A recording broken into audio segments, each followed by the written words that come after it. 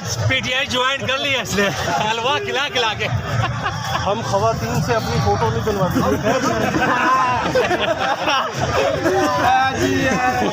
भाई आप लॉन्ग मार्च में आए, लेकिन अपनी पीटीआई ज्वाइन कर ली है। हाँ भाई अपनी ओके, अपनी जिम्मेदारी पर। और मरियम नवाज लंदन चली गई और ये बेचारा यहाँ पे। कौन किसका? अभी 4 काले मरियम नवाज की। अच्छा, सरकारी का कोई फोन तो नहीं था?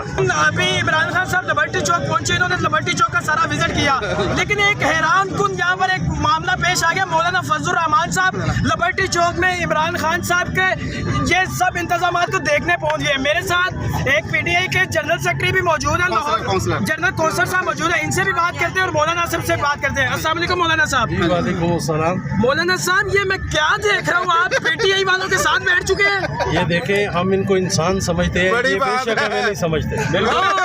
हर जलसे में हमें डीजल कहते हैं, हमने कभी बुरा नहीं माना। नहीं, मेरी बात सुने, आप पीटीआई वालों के साथ बैठ चुके हैं। अगर जरदारी साहब, नवाज शरीफ साहब, मरियम नवाज देख ले तो वो आपके बारे में क्या सोचेंगे? आपको नहीं पता? उनको पता है कि हम सस्ते में बिक जाते हैं।